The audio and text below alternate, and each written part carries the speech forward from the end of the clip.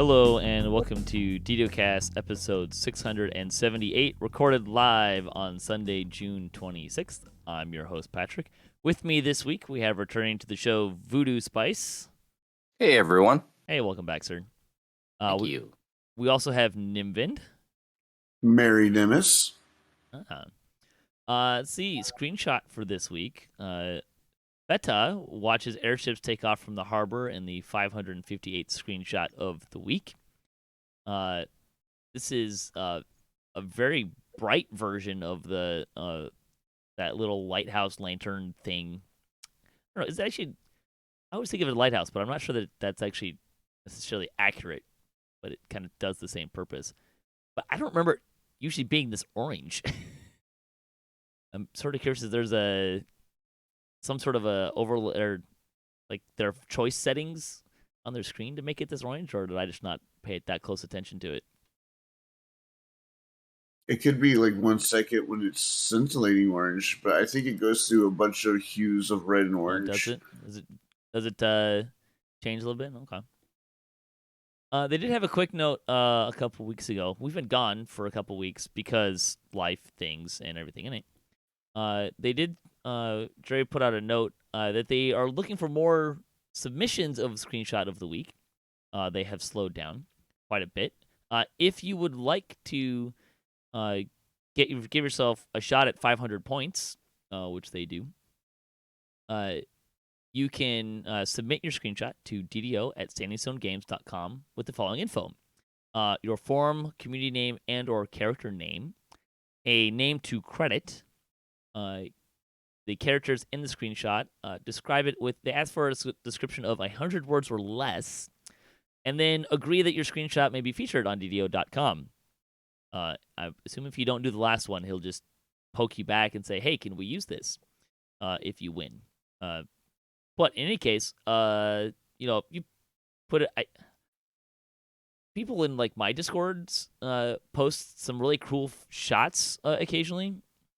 Some of them take fantastic shots, and I'm always like, hey, send it in for the screenshot of the week. That'll get you 500 points. Like, wait, what?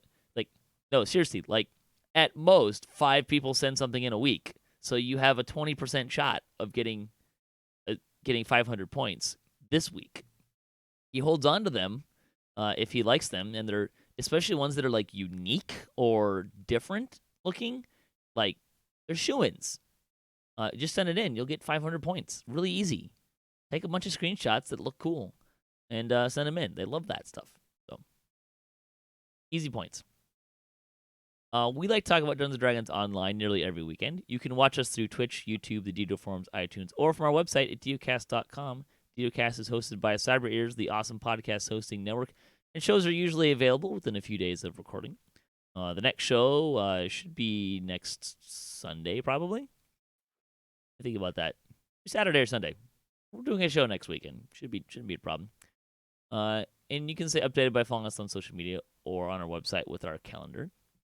On the podcast this week, hey, Isle of Dread is live. It is on the servers. We're going to talk about the release notes and just kind of give you our first impressions, hot takes, that kind of stuff. There will be a review show coming later where we'll really dive in deep into the update and all that stuff. And today we're just going to kind of give you cursory thoughts, right? And we're going to talk about it. And how did this, however, is where you will get the hey, how'd the release go conversation as opposed to the review. So that's looking forward to that, I'm sure. Let's jump into the game news. Like I said, Update 55 has been released. This is Isle of Dread. This is all sorts of funness and stuff. We've got dinosaurs in the game, like more than one species of dinosaurs in the game. All sorts of fun. So this Isle of Dread released Wednesday, June 22nd. It is... so the explorer of the mysterious island reappears off the coast of Stormreach, and Foxpaw has been kidnapped by pirates to be dragged away to the island. I have a small bone to pick here because this is like Foxpaw wasn't the only one who was kidnapped. Just for the record, I got kidnapped too. Anyways, to make matters worse, the cult of Vecna has been sighted in the region. It can't be a coincidence. Prehistoric dangers await anyone that steps on the island shores, if they can survive the passage. Explore the mysterious ruins, encounter fearsome foes, gather new powerful items, play as the new Tabaxi race, and uncover what the cult of Vecna is planning. The Isle of Dread is available to purchase now. Yada, yada, yada, yada. The NPCs are located in the harbor past the hut from beyond on the Stormreach docks. They also have several guides that you can access through the release note. We're not going to go through them too much, but there's a guide on the treasure and the crafting system, a guide on the level cap increase, the story of Isle of Dread. Well, let me rephrase that. The story leading up to the Isle of Dread, so how we got here, how they kind of translated Isle of Dread to the game, so if you're interested in that. And then an FAQ for Isle of Dread. And there's also a link to the purchase Isle of Dread in the market if you have not done so. And I will also mention, if you already purchased Isle of Dread and you purchased a lower tier, I'm pretty sure that you can upgrade. You can purchase the upgrade, and just pay the difference in cost. So that's kind of neat. Yeah, you can. And let's see, does the FAQ? Let's say that. Okay, so and for those, because I know this question gets asked a lot. If you don't want to buy Isle of Dread with dollars, you want to buy it with points. It's supposed to be available in the store in December. You have about 6 months, which I think is about what they normally do. You give it about 6 months, and then it's available for points. The quests are going to be 4,000 points. The race is 1,600. Iconic is 1,400, and the Tome of Destiny is 3,500. Just par for the course for other similar things, I believe. There you go. There are 12 quests. There will eventually be a raid. So there's kind of some of the higher nuts and bolts. Get into some of the release notes. They fixed a lot of typos in the and some of the user interface stuff. Let's see. The SLAs in Divine Disciple may now heal undead players. That feels important. The heightened meta magic feat will no longer lower your spell DCs.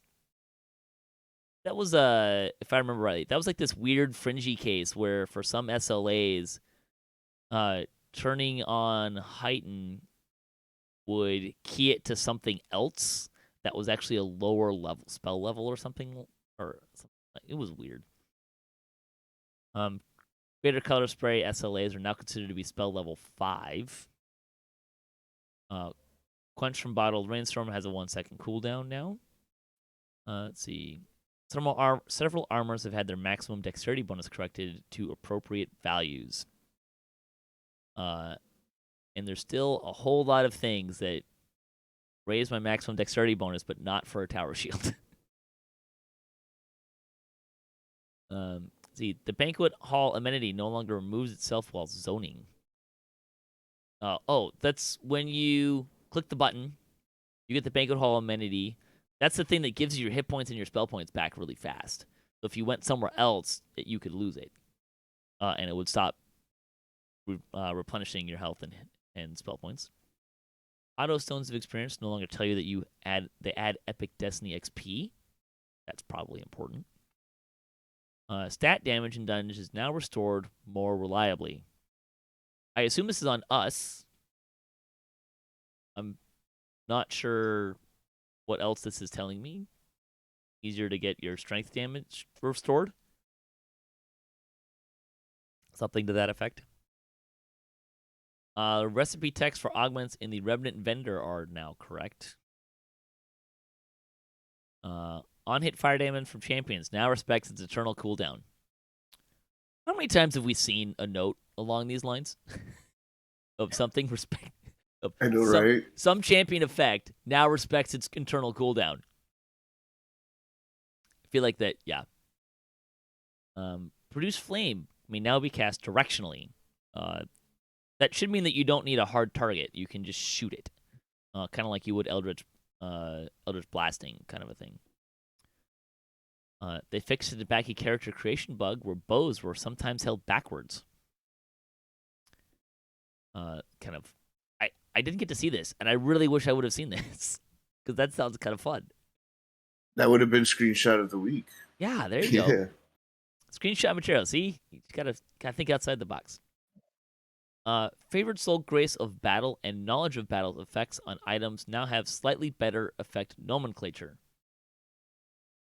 I believe this is the ability that lets you use charisma or wisdom to hit damage, right?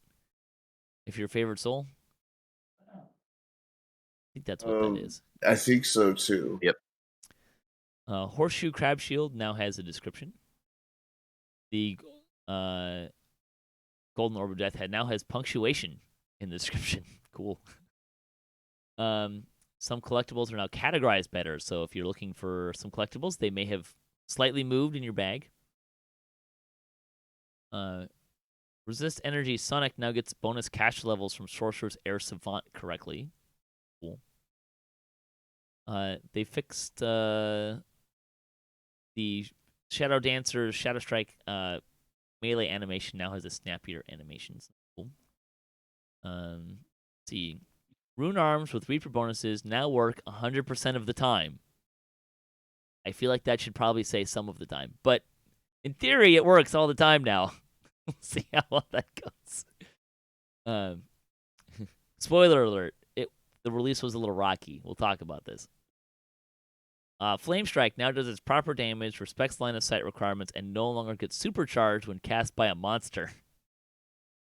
Yeah, they're a little punchier of late, especially in Heroic. I noticed that this more in Heroics than I did in Epics and Legendary Quest. The 10% of bonus to ability score modifier to damage granted by wielding a Bastard Sword or Dwarven War Axe now applies properly regardless of exactly how you are using those weapons. Cool. And then there's a note after it that's, I think, the same note, just said differently. The Trailblazers Attune no longer drops on death. The Bolts of the Ram's ability to Ram's Might no longer drops on death. These happen a lot. Let's see, anything else there? Using the shift key to fast fall now works on Monk's slow fall. Yay! Some gameplay changes. The evil spirit that has been resetting so many bear traps after they've been triggered has been exorcised from DDO for now. Most bear traps will now only trigger once. I'm sure I'll find all of the ones that trigger multiple times. Yeah.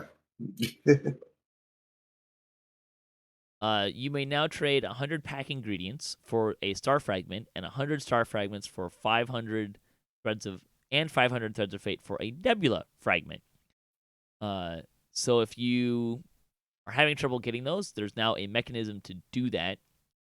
So what does this mean? You need 1,000 ingredients and 500 threads of freight to get to a nebula fragment. If you just do a 1-to-1 ratio, I think I did my math right there. 10,000 pack ingredients. 10,000? Yes, 10,000. You know that was... Hey, it's early. It's only 7 o'clock in the morning. That doesn't feel too bad to me. I feel like getting 10,000 pack ingredients not that difficult to do. 500 threads of freight probably more difficult. Let's see, how many nebula fragments make is your path to the perfected thing, right? Perfected artifact, and you only need one nebula fragment. Just one? Yeah. Yeah. Okay. So that's not bad. Enchantment DCs are now an option in the Tier 3 of Magus of the Eclipse. It's probably good. Teleport items found with expansion packs have been upgraded. These items are now able to teleport you to all destinations that the other teleport items had access to. It means that if you have one of these items, you'll be able to teleport directly to the locations of all of them. You must own the item associated with the location you're attempting to teleport to. This means that if you have the Sharn boarding pass, you'll be able to teleport to the Feywild with it if you own the Feywild tuning fork as part of your account. But you do not need the tuning fork in your inventory. The following items are affected: the Isle of Dread treasure map, the Saltmarsh compass, the Feywild tuning fork, the Sharn boarding pass, and the Bottle of Mist. Of note that are not affected: the is it D20 from 12. Is it 12? The D12 from the anniversary event, which takes you to the marketplace, is not included in this. The key to Evening Star is also not included to this. I'm trying to think if there's other teleporty items. I think that's it. Those items are not keyed to your account, which means that the tech that they're using to do this doesn't work for that. But still, great change. I dumped 3 or 4 items out of each of one of my inventories. That was great. Loved it. Yeah. Love that change. The Mysterious Ring in the Sands of Manectar Adventure Pack is now a little cooler. We've talked about this before. Such a descriptive change. Well, it's mysterious. I know, right? You got to keep the mystery in there a little bit. I think it was like craftable now. I think is what they said. Yeah. Yeah, and there's also like I guess there was 4 different versions of them. So now there's 4 different variants of craftable mysterious rings, which is really nice. Yeah. Let's see, Humble Friar. How about putting a check for having access to the item before the item's use? About the teleport items. This is what this tech is doing. The issue is that it's checking in an account flag to do that work. Whereas the key to Evening Star and the D12 don't key off your account. You just have them in your inventory. I think what he means is that you can actually click on one of them that you don't own. So, for example, if you don't own the Isle of Dread yet, you can click on the Isle of Dread map. It goes through the using wait. It goes through the teleport animation. It puts it on timer, and then it says, you don't own this. So it's such a tease. Instead of just telling you don't own it at the start. Okay, I understand. That's funny. The evil DM in me likes it. Kind of funny. I will say there is kind of one drawback to this change, because it used to be that like the Bottle of Mist and the Sharn boarding pass were on one timer, and the tuning fork was on a different timer. And now they're all on the same timer of a minute. I kind of consider that to be fairly small potatoes, because it's fairly rare that I go somewhere and am using one of those teleporters within a minute.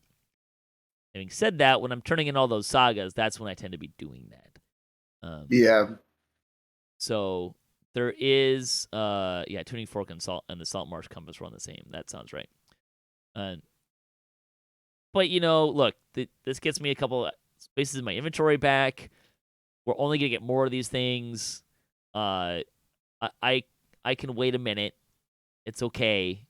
I think I can work on my patience. Everything will be fine. Many effects in the game that used to scale with epic levels now scale with epic plus legendary levels. Bonuses to ability score modifier to damage are now described in the same way in tooltips for both single weapon fighting and two-handed fighting feats. Make that a little easier to figure out. If you have bonuses to ability score modifier to damage from single weapon fighting and two-weapon fighting feats, including the new minimum level 31 specialty feats, only the highest will apply. You won't get both. Makes sense. Hamstring effects are now considered bleed effects and can be removed with effects that remove bleed, such as closed wounds and regeneration. Great change. Love this change. Oh my gosh, where has this been all of my life? I'm looking at you, Sands of Manectar, with your 1 minute hamstring null effects. Yeah. I think that was toned down a while back, but yikes. I wish Heal was added to this list. Yeah, that does seem kind of weird, doesn't it? That heal seems like something that should. Although, look, on the flip side of that argument, it is nice to give other effects kind of more, or other spells more play, and as opposed to making heal a catch-all, which it's not exactly, but it does a lot as well. So, the dreaded exploding spiders of Sharn have had their hit points reduced to 25% of their original value. They also give you a little more time before they explode. More time is great. I like that. Did they need to have fewer hit points? Were they hard to kill? They were probably too beefy for what they were. They were, they're just these little like construct spiders, basically walking landmines. They probably were too beefy for that. I don't know. I never felt like it was an issue personally, but I wouldn't think there's someone out there that's like, this construct exploding spiders too beefy. It's ruining my immersion.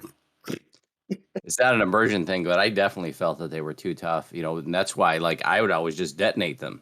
And yeah, I would, that's I would kind always of tell people, don't waste your resources beating them down. Just walk through them and past them and let them explode. It's cheaper to do it that way and faster. yeah. I kind of wonder if this dovetails out of hardcore, because they are kind of scary on hardcore, right? Like they'll pop you Oh, pretty definitely. good. So I'm pretty sure I saw someone eat it from a spider a couple times. So like once in party, and then a couple times in the messaging. So, and sometimes you just don't see, like, the extra time is great because sometimes you just don't see them pop up, right? Like you're up in melee trying to kill the thing, and the trapper, and then it lays a spider down, and then it's immediately exploding. So the more time is good. I like that. Well, now they also do the orange ring around them when they're about to explode. Yeah, no, that all these things help a lot.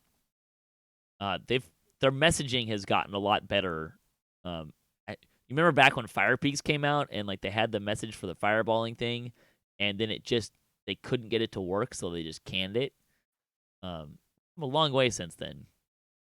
Although the messaging in the File or the Just is still, as far as I know, totally wrong in that end fight. The only good thing is that you don't usually have to deal with it because usually we can beat her down before that even happens. So, Epic Destinies. All right, so you get more points for Epic Destinies by getting to level 32. We also get new cores. There were some changes since we talked about these last, and I don't have them exactly in front of me, so we'll kind of cruise through them all really quick. Can't tell you where they all landed. Draconic Incarnation. It's Draconic Heritage 2. It's minus 5% spell point cost on all spells.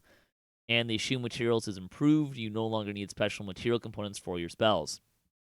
Still one of the weakest ones of the bunch.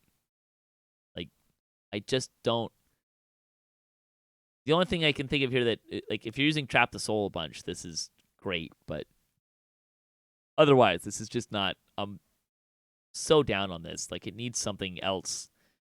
There's just not that many spells that need special material components. So, pretty weak.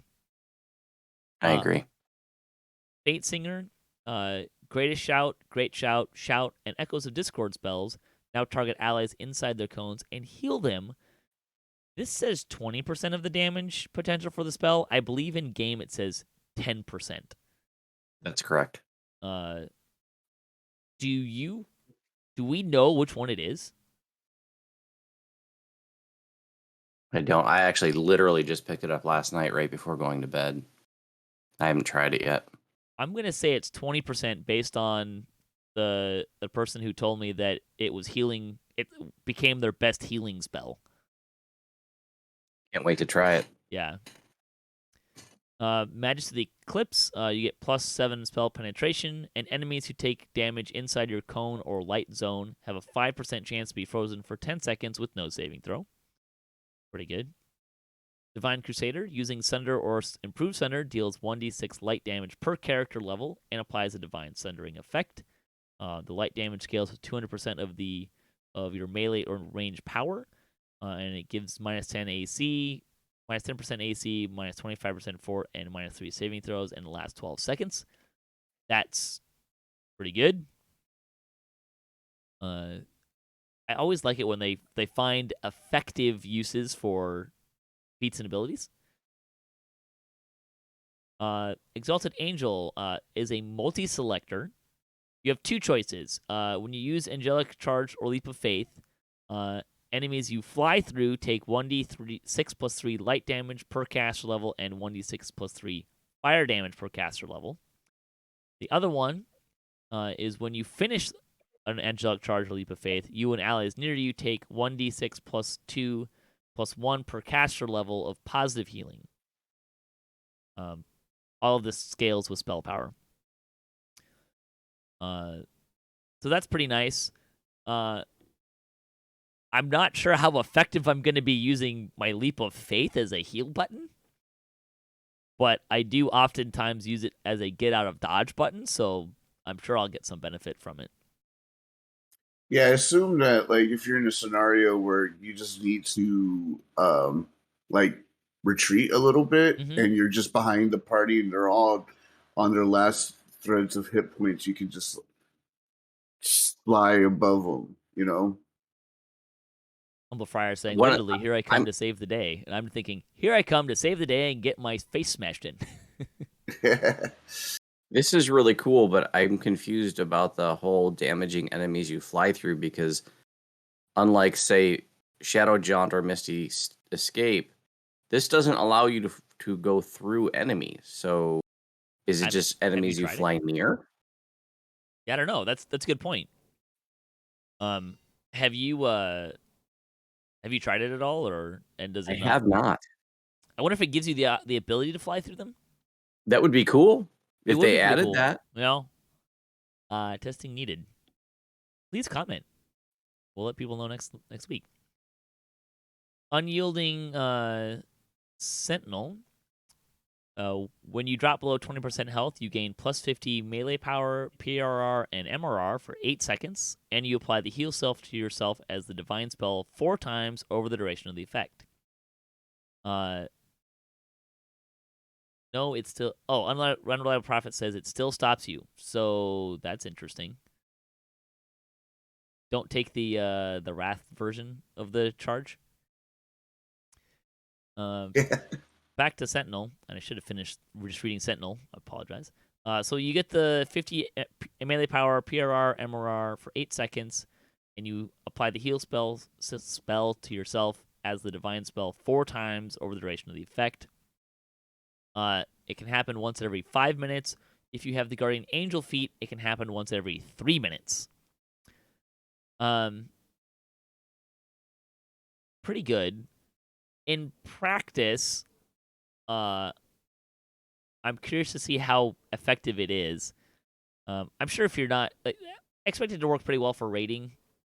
And hopefully the tank is not dropping this frequently that you need the Guardian Angel feat. At least that's what I'm hanging my hat on, because I don't intend on taking the Guardian Angel feat. So we'll see how well that works. I do not expect the self-heal thing to work very well in Reaper.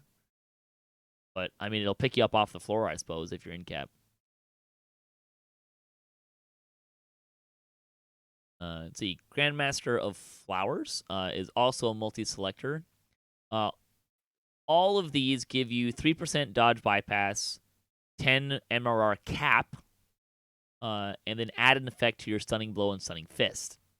The Enlightened Philosophy makes Stunning Blow and Stunning Fist light builder attacks.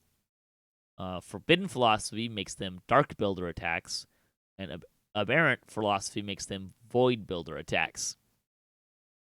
Does anyone still use Void Strike? I don't feel like I see Void Strike very often. I definitely haven't, but I love anything that adds MRR to pajama builds. Right? Especially monks. There's a lot of MRR cap in that tree now, I think. I think there's other stuff that raises the MRR cap or something. There's definitely a lot of there's a filigree set. maybe that's what I'm thinking of. MRR cap is becoming more of a thing. Thank goodness.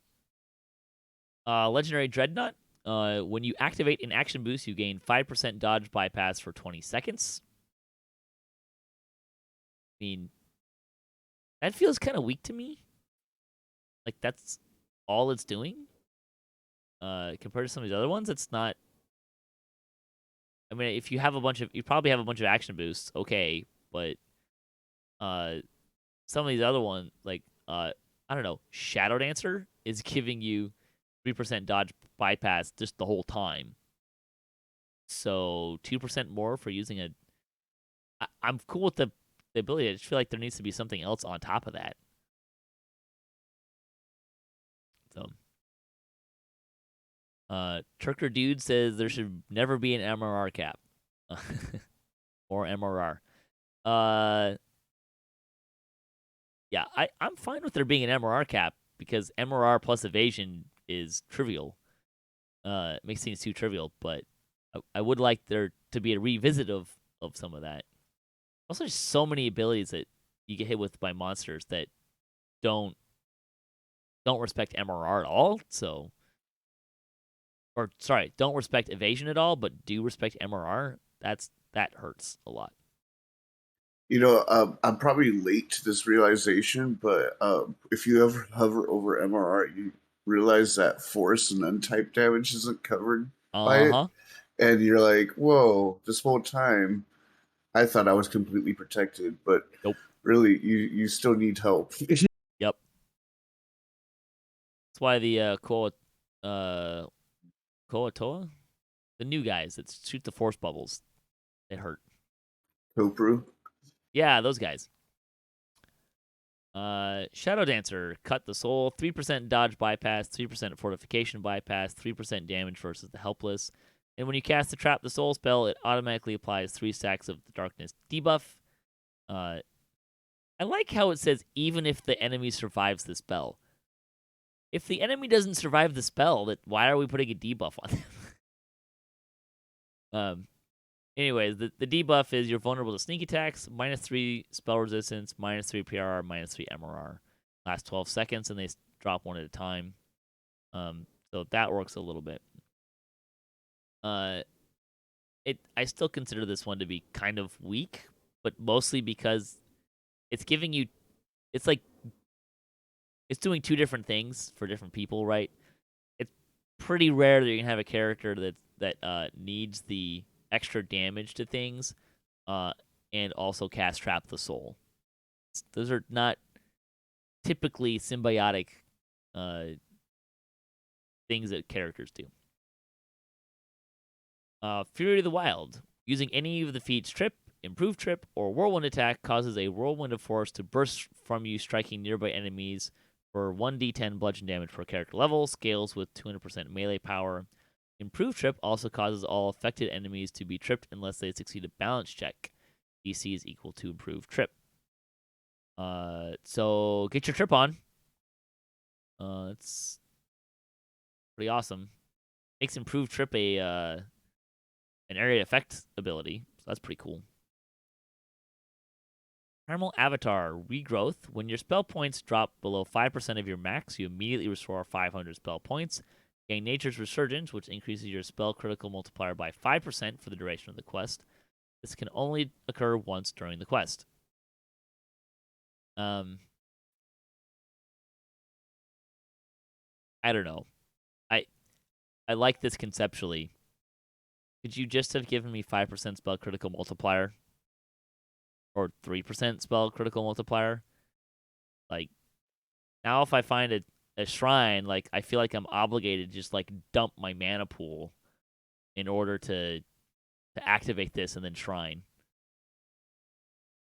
So. It's gimmicky and tedious. Yeah, right? I like your spell points drop and then you get spell points. That's cool. I like that. But can we get I just feel like the spell critical multiplier part just needs to be a static thing. I just the rest you're just encouraging me to sit at a shrine and dump my mana pool. and that's Well, not give great the gameplay. forums a while. They'll complain enough to get it static. Shrouded Champion, +2 saving throws versus spells.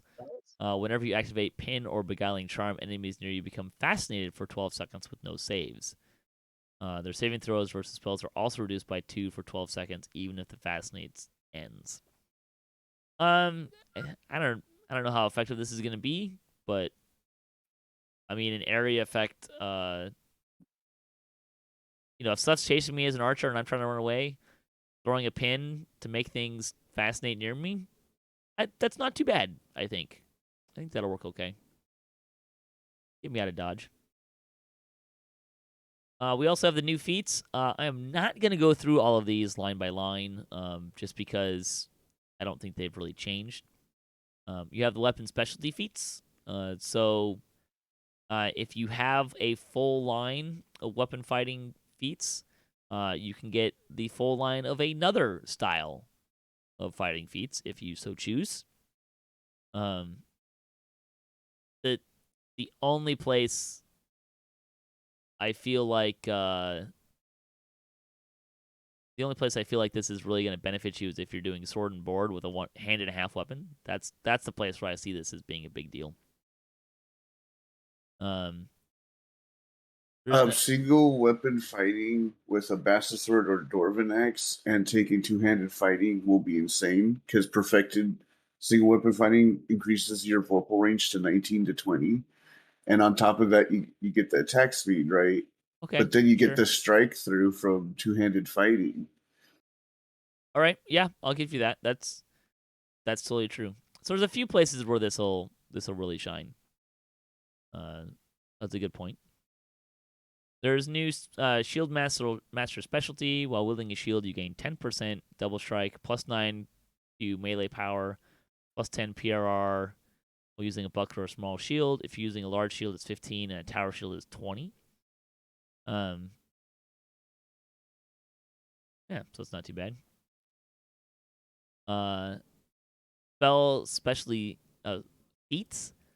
So this requires you to have epic spell focus from a school other than the one that you're picking here. So what this does, it gives you plus to your spell DCs, but for a different one.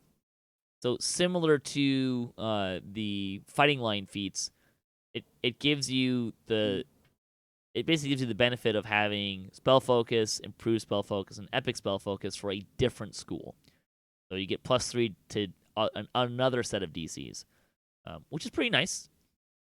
I think generally these days most casters are using more than one spell school for DCs. So this isn't too bad.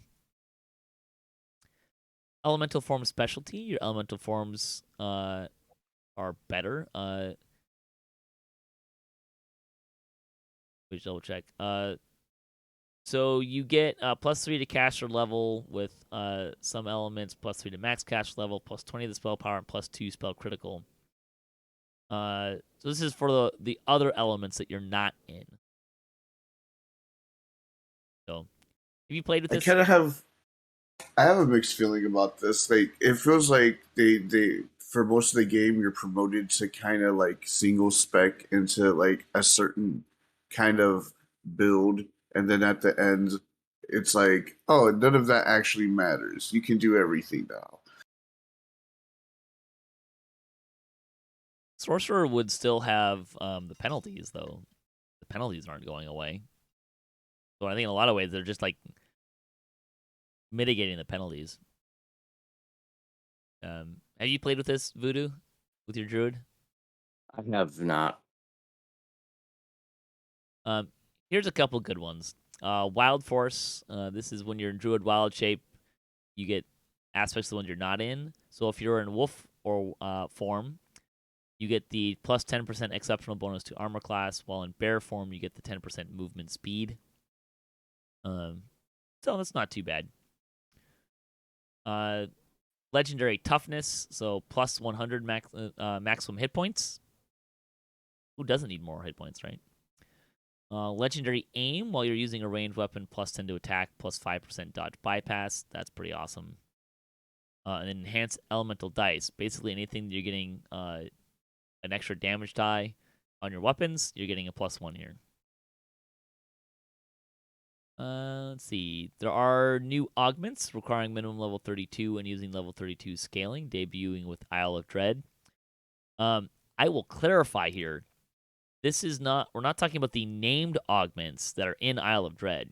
This is actually, someone told me they got a skill augment that was a level 32 skill augment. So that could be skills, stats.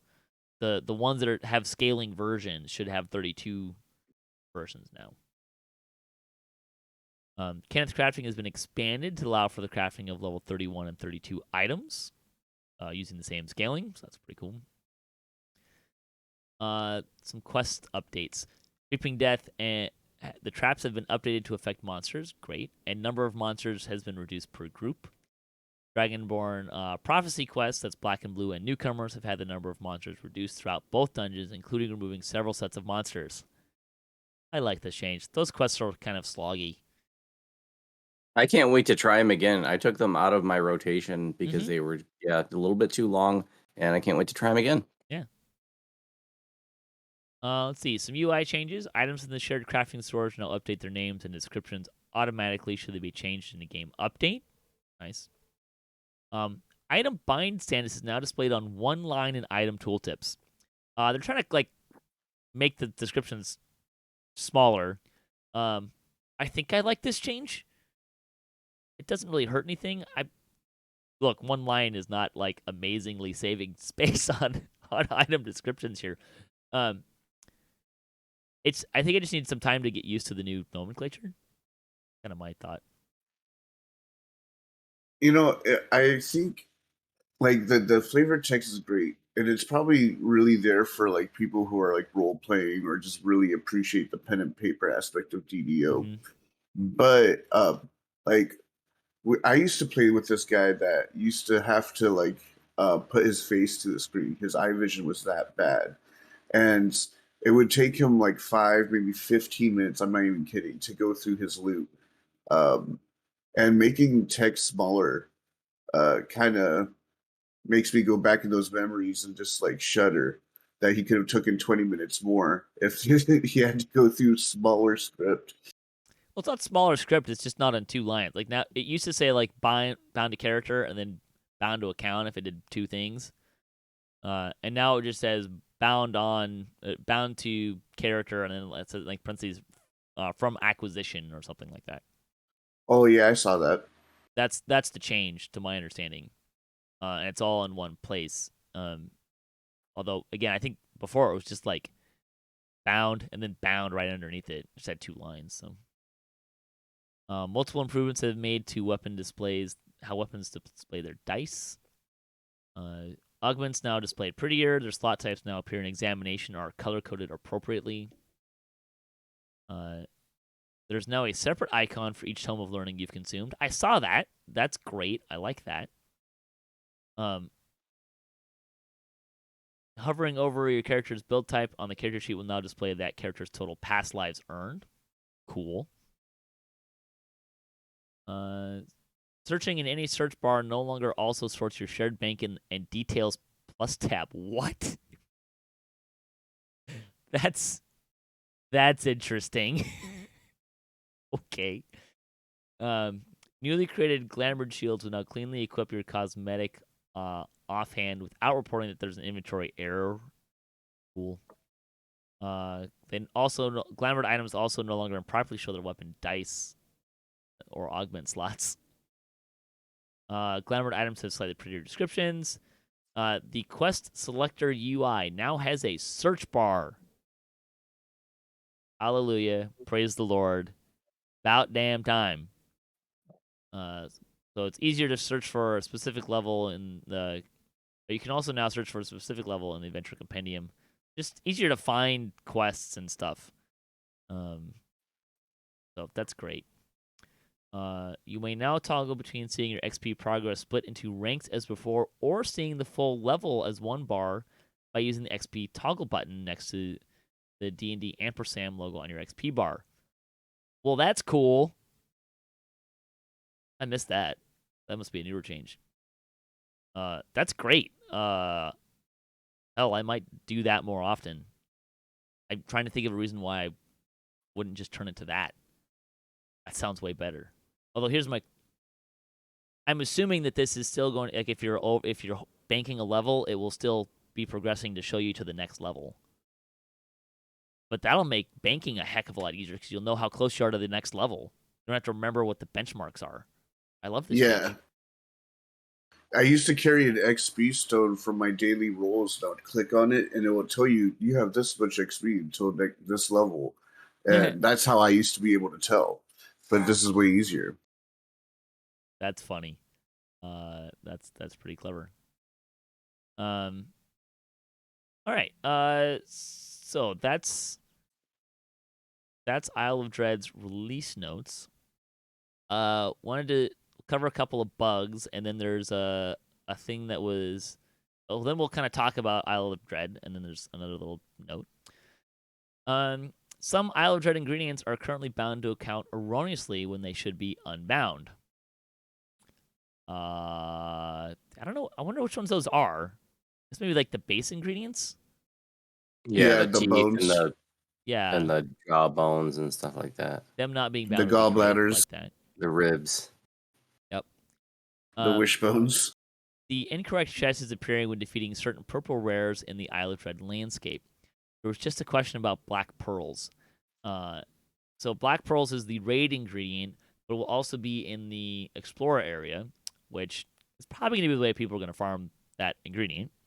Fine. I have thoughts, but whatever. So they're getting the wrong chest, which means there's not dropping black pearls. So there is currently not a way to get black pearls in the game.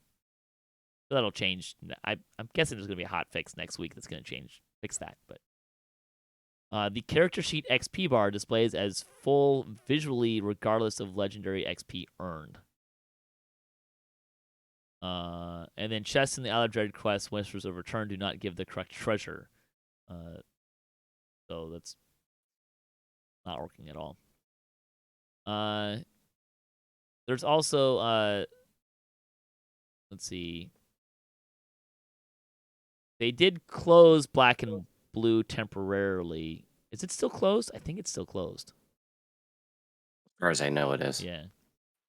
Really messing with my Reaper XP with this option. Oh, yeah, they are. Hold on to that thought. Yeah, I know. Some versions of Comet Fall or casting by enemies are currently too powerful and being cast too frequently.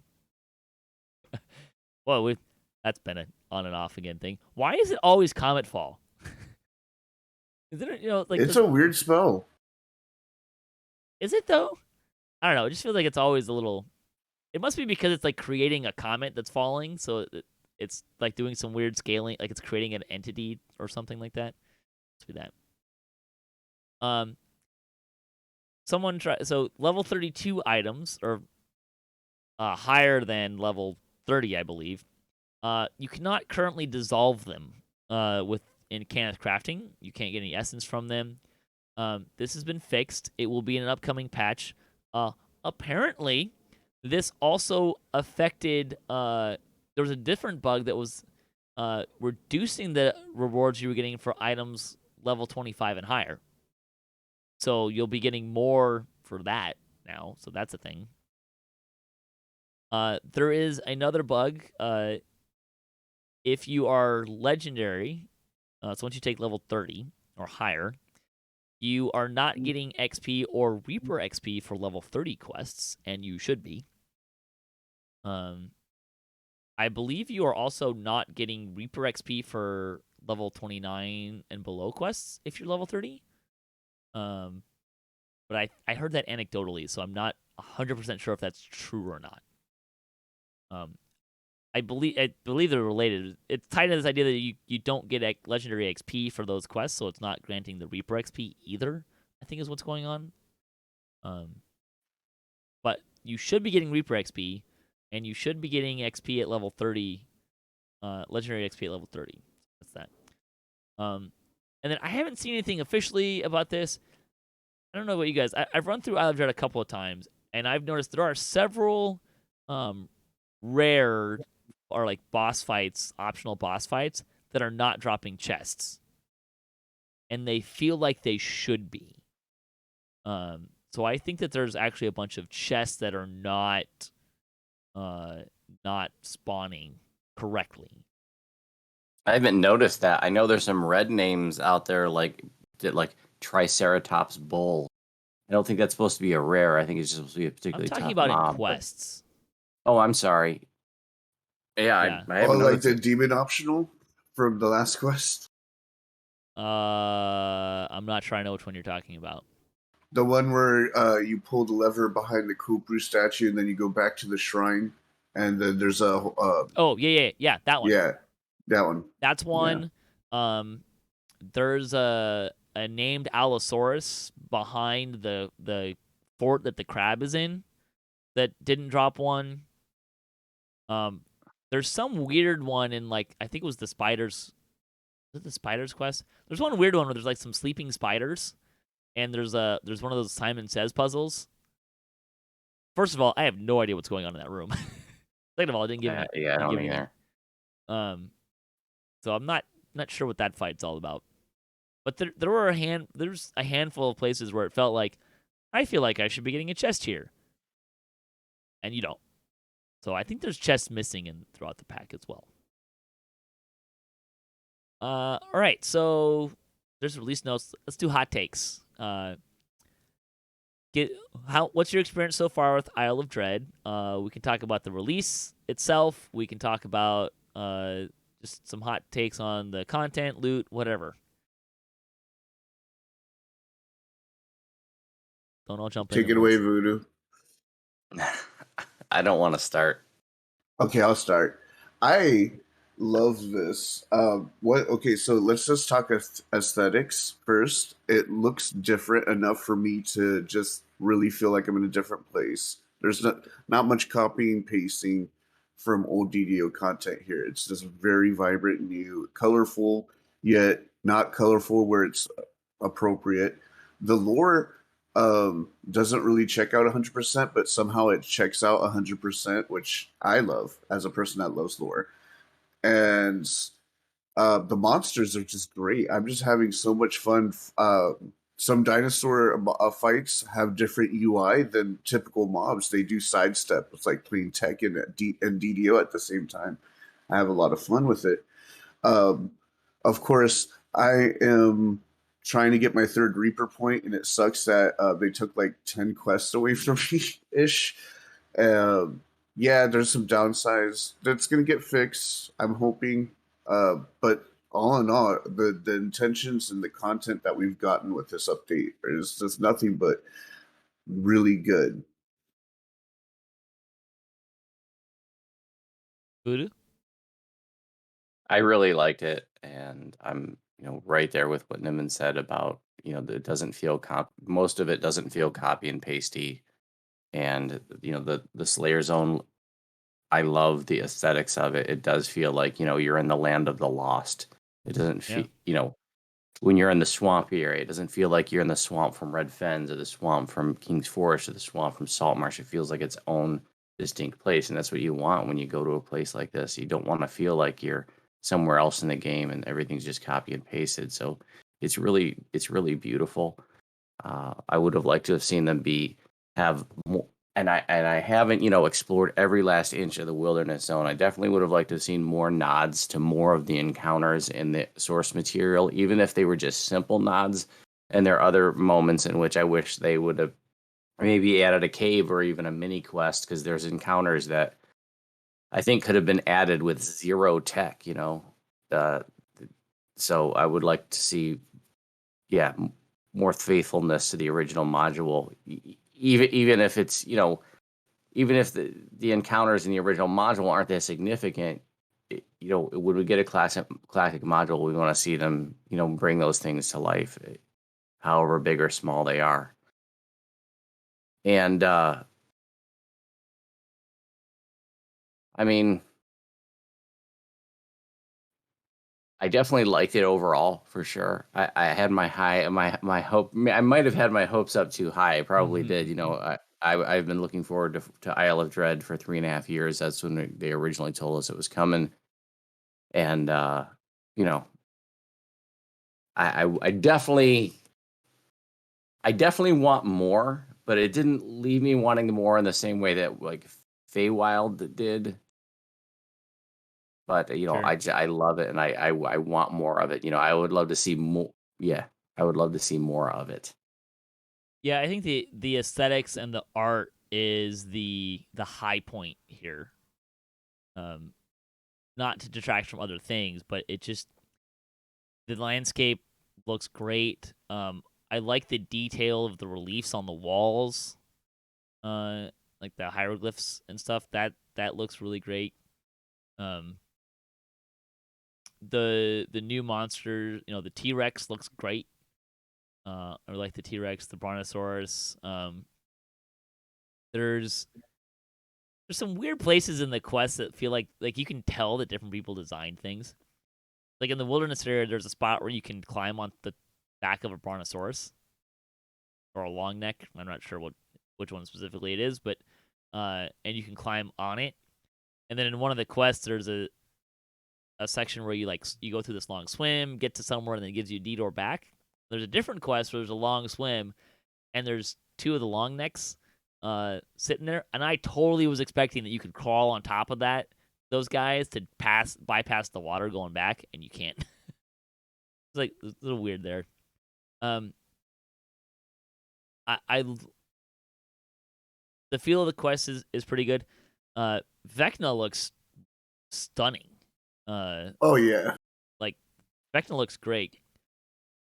This definitely feels like, okay, granted, I don't know the source material, but based on what Voodoo was saying, this feels a little bit more like their interpretation of Sharn, in that you're interpreting an area versus a classic pack like Ravenloft, where you're actually doing the pack.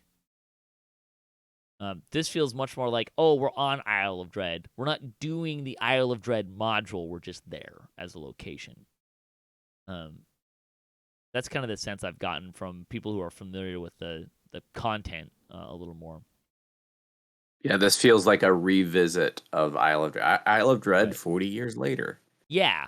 That's the sense that I got from people, which is kind of neither here nor there for me. Although I think you can see it kind of in the story. This is not to say that the devs are not great at writing story for the game. They are.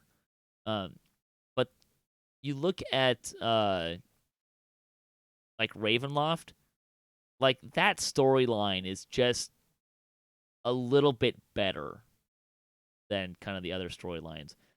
This story is a little it's not as cohesive as the other expansions, right? Like there's two different groups of quests plus a couple of standalone quests, and like the overall story of Isle of Dread is like 5 quests out of the pack, and then there's like this second set of quests, which is really just about like becoming part of the village and like protecting the village that you're in.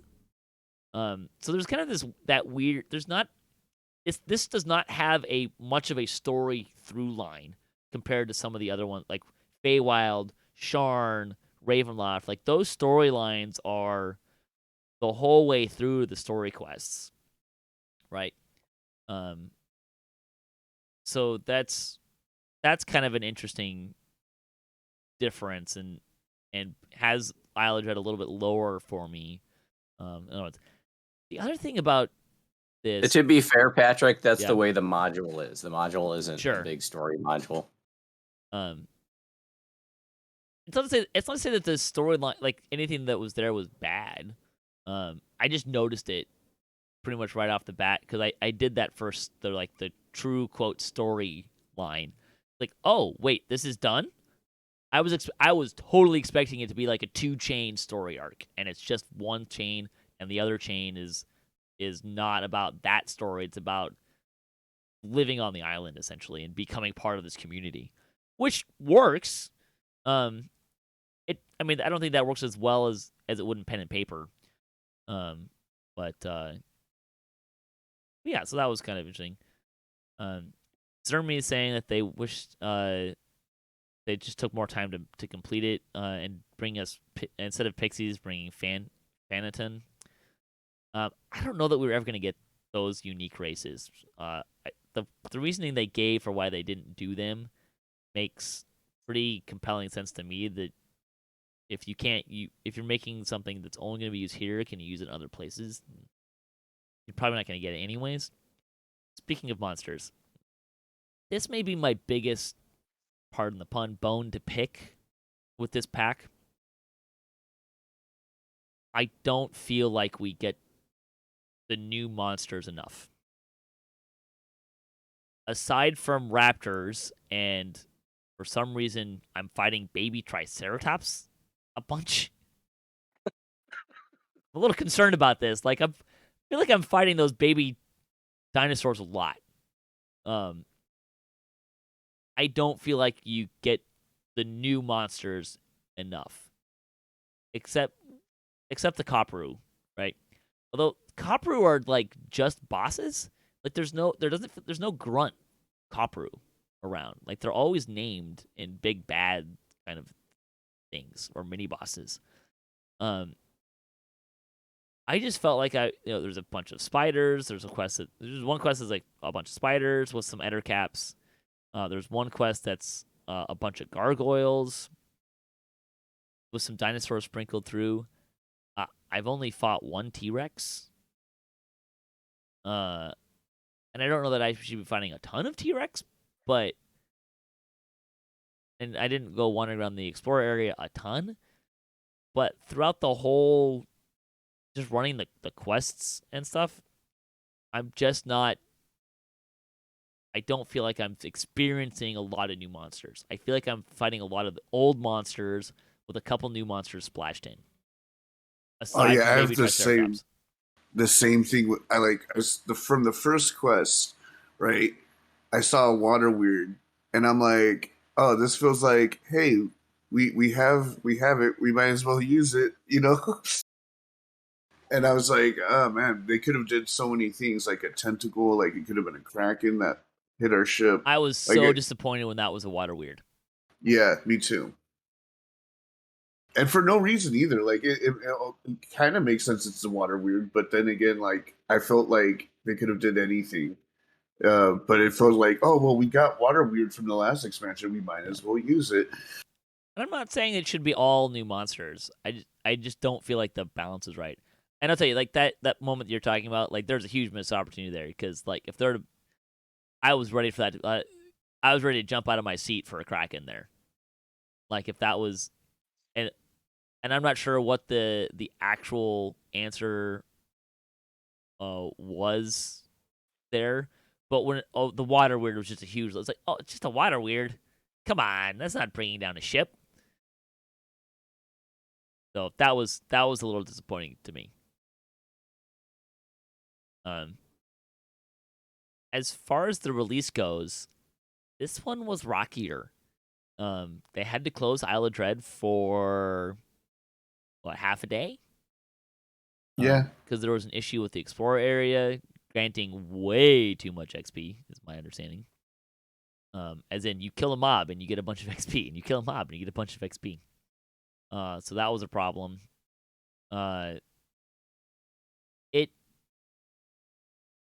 This seems to be a kind of a running theme. It doesn't feel finished.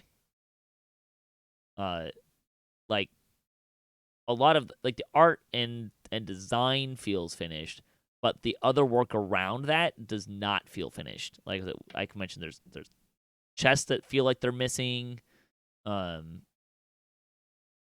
There's some crashing issues that people have been experiencing. It just, with all the all the bugs and stuff, some of which just feel like, why is this, like, we can't fix these before you release an expansion? Like, this feels like there was a date on the calendar, and they weren't ready for that date. This is not a new thing with Standing Stone Games. It's becoming like I think a lot of people, myself included, are becoming a little more cynical about the frequency with which this is happening. It will I have full faith that they'll get it polished off and it's going to be great. I just wish that they would do a better job of getting it polished off before it came out. I have a couple thoughts on that. Like, one, I'm not surprised because we did talk about the expansion bundles. I think I was on that show, and I stated that it kind of felt like, yeah, it was worth your money, but it was kind of also thrown together. And I was also mentioned that devs were a little bit more quiet about this expansion than past expansions. So I kind of had a feeling that this was not a smooth takeoff. And then we had the date pushback too, which was, not a huge red flag because that's happened before. But yeah, I'm not as surprised. And I feel like it's a very common practice in most modern game companies to release a non-fully made game and then make DLC afterwards to complete the game. Like, which is a really stupid practice, but that's what a lot of game companies are doing today. Yeah, as Jeremy's pointing out, like server-wise, it was playable right away, other than the fact that they had to close the adventure area because it was game-breakingly XP rich. But yeah, it's true. Anything else guys want to say about Isle of Dread? I will mention that I haven't really seen any of the loot like really pop out to me yet. Part of that I think is stat squishiness. And part of that is also probably the kind of things that I tend to play. Like I don't think the tank set is better than the Sharn tank set, for example. At least the set bonuses. But I haven't had I haven't really dove into the crafting system either, so but the loot I'm not itself a is big popping place out. on the loot. I haven't really dove into the crafting system yet. I think I'm probably going to use an artifact. I think it'll be cool. The other named loot, I'm not that excited about. To me, like what I am excited to see is all the augments. I think the augments are fantastic. Yes. Yes. Having the demonic shield augment, having the big unconscious rain extending augment, having melee alacrity or whatever. There's just so many delicious augments. So to me, it's the augments of the highlight versus the standard name gear. Yeah. Yeah. Let's see. Oh, sorry, Jeremy. I just haven't gotten into the crafting. It's a question of we like the new crafting stuff. I like that it's there. It seems like it's a fairly simple one. I just not sure what's there yet. There's a lot, but here's my thing. I did my first run on R10. We did our first look on R10, and at the end of it all, I was short on one stack of mats to create one thing, and I've run it 3 times, and now I have like 100 of each mat. So you need like 25 of each bone basically to craft one of those bone augments. And I feel like that's a lot of different mats. Like it would have been cool if like it was you need 3 of these bones for this thing and 3 of those bones for another thing, but and 25 of each of those 3. But getting every single one of those bones up to 25 just for one augment, like it kind of feels like it will take you, and not that long, but it still feels like a little upset. It feels like it's something that in like 2 years they're going to be like, oh, we lowered the cost of this, just like they did with slavers. Yeah. I think ideally, like if you run through the chain, you should have enough stuff to craft an item, right? I'm not sure if that's where the numbers are right now, but I feel like if you run through a chain, you should be able to craft. this chain, you should be able to craft an item or, well, maybe an artifact or a couple items. Because like most of the item, part of the thing that's really bugging me about the gear, which is like, it's hard for me to wrap my head around in terms of like comparing it, is I keep seeing a piece of gear and it's like, oh, it's only got 3 things on it? How come it's only got, oh, because there's a crafting thing that I can add something else on to it. So that's a little bit weird.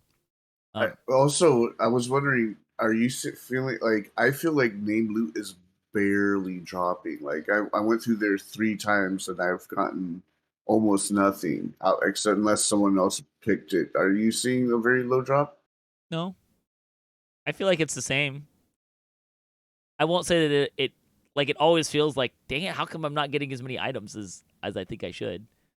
And there's definitely I drank an elixir potion to elixir of discovery, and oh look, it wore off, and now I got an item.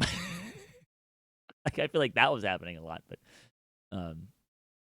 so I don't feel like they're lower or higher than any other pack. The thing that I think, when you're talking about expansions, the thing I think is going to throw people off is you look at Feywild and Ravenloft, and you have this like whole suite of weapons that drops, but not, and you can feed those to sentient gems and stuff. That is not affecting your other named loot that can drop from those quests. So it's like additional quote named loot, even though it's kind of junky for the most part and just sentient food. And then you look at Saltmarsh, and it's got the sentient gem XP gems that drop. So there's a little more there. And this pack doesn't have either of those things. It's just the named loot. Well, and the augments and artifacts, but that, those are kind of the same thing. The crafting augments are the ingredients star. are pretty big too. Yeah. Especially when they start making them unbound, I think there's going to be quite a bit of value there. Yeah. Oh, I should mention, there are at least two pets that drop randomly from the quests. There's, I think, a prototops, like a little triceratopsy kind of thing, and then like a little raptor kind of thing. It drops in the Slayer Zone too. Yeah, I've seen both of them drop. So that's a thing that happens out there as well. So that was kind of neat.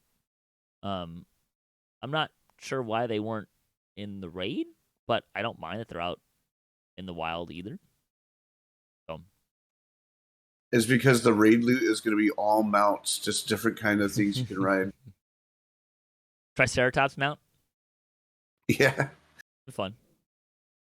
Yeah. And then yeah, someone mentioned like the new quote raid bosses in the outdoor zones could have been a bit more tough though. Yeah. I agree. I like that there's stuff out there. I'm not sure where I land on this, on like the black pearls being available out there.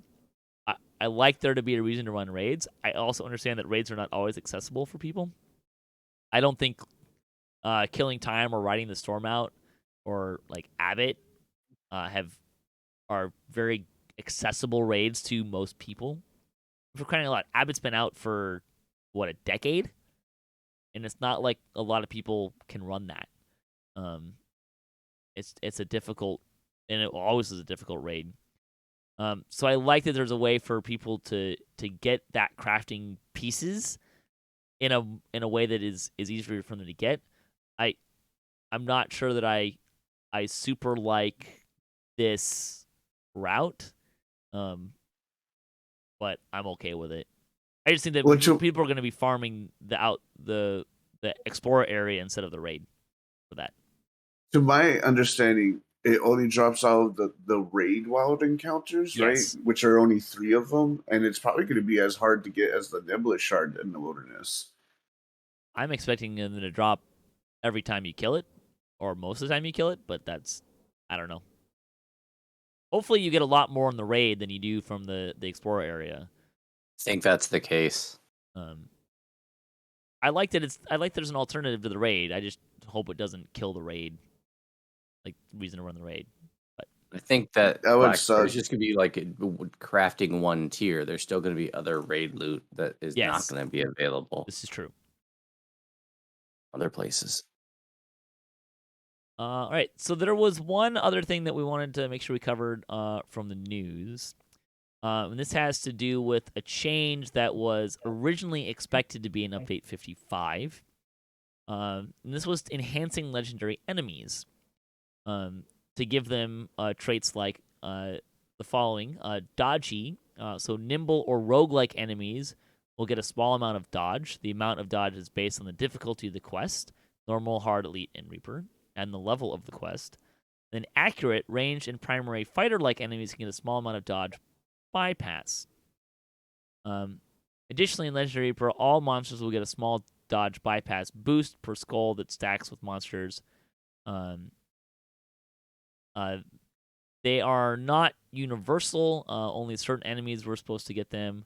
It's being done to further support dodge bypass as a mechanic for players to focus towards and to help certain enemies become more of a threat against certain types of defensive abilities. Torque popped in and gave us an update. Basically been experimenting with a couple of things. One is having mobs in Legendary Reaper reduce players' effective dodge, a much more milder version of what already happens with incorporality and displacement. Two, having mobs in Legendary gain new abilities based on their, quote, class. An example, a rogue might have some dodge, or a fighter might have some dodge penetration. Not going to go into much more detail than that, because with all that was going on with Dread, they decided that these subsystems needed more time to bake and dev. So, these changes are not in Isle of Dread. They will dig into these things more, and details will be provided in a Lamania thread as part of the update and preview cycle, with a bit more time to take in feedback and hash out the effects to general game balance. So, there you go. I like the thinking. Yeah, I was kind of worried about that. I'm glad that it's not there because I'm running a build, max dodge build right now, and that would have been terrible. Like my whole point of my build would have been lame. I mean, if you're going to give us dodge bypass, there needs to be something to bypass, right? Like, that makes sense. Yeah, I don't have a problem with giving monsters, particularly when you start getting to epic and legendary, kind of new abilities that kind of show up. I mean, I would even support a more mild version going for epic, like putting this into epic stuff as well, right? Like not extreme or anything, but hey, you get to epic, monsters having new abilities that only show up in epic makes sense to me. Legendary makes sense to me. I like monsters having more challenge, but I don't like challenge just being they hit harder and they have a pile more of hit points. I love when there's different kinds of challenges to things. yeah. Like the Copro Force Bubble thingy. We already have some champions that have certain bypasses and certain champions that already have dodge. I felt like it would have been cooler if they would just add epic champions and legendary champions that Great. only I love it. access. Yeah, Same with Reapers, right? Like Reapers that Yeah. only show up in epic or legendary. Champions that only show up in epic and or legendary. I mean, for crying out loud, we have 4 suites of champions. Only one of which has always been there, and one which showed up for a weekend on the live servers. Yeah, let's pull those in. Let's go. Spice things up. I love it. Legendary only Reapers. I love it. Let's do it. Make it happen. There you go. I see you smirking over there, Voodoo. Anything you want to chime in here? he's just looking at me. No. Let's see. I mean, definitely, if we say I have other things I can say for a review show, but this isn't the review show. Bonus days. Double. Hang on. That's the wrong one. Fail. We probably want the current week's bonuses. That would probably be helpful. Now my internet's gonna take a hot minute.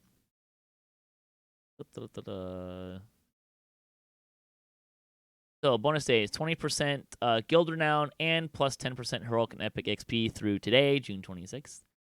The sales, you can store more loot, 20% off of character banks, select shared banks, deposit box, and platinum storage, inventory space, and select bags through June 30th. Also, a free Bell of Opening. The coupon code is Bell in Hand through June 30th, so you can pick that up. That pretty much wraps up the show here. There's not really much community news. Still no Chronicles. I think we might see a Chronicles. I don't expect Chronicles to come back until the fall. That's kind of my assumption. Jerry has had too much on his plate to do Chronicles, and if he's going through his normal life cadence, he'll have his kid with him for the summer. So I expect him to have less time during the summer. So probably won't see Chronicles back until then. We did stream and I did record my first run through of Isle of Dread. So that'll be coming out on our YouTube page in little quest chunks. So if you want to check out the quests that way, you are welcome to do so. You can also just find the 2 streams on Twitch, although I will not be saving them or anything like that. So if you want to see those, YouTube's kind of the best place. I do put extra videos on just the YouTube page and not the Twitch stuff. I usually pull out some shorts or kind of highlight some areas. Probably pull out the Isle of, when we talked about our thoughts on Isle of Dread, we'll pull that out for this show and stuff like that.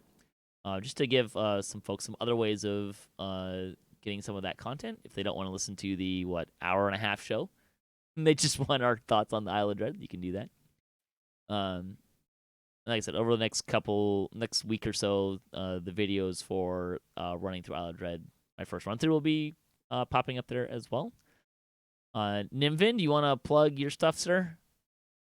Yeah, you can find me on Twitch at twitch.tv/Nimvind. I typically stream every day except Monday and Thursday. And Wednesdays I run a Twitch Plays D&D, a pen and paper game where the audience gets to play D&D with me through polls in the chat. It's pretty new, pretty exciting way to play D&D with hundreds of people.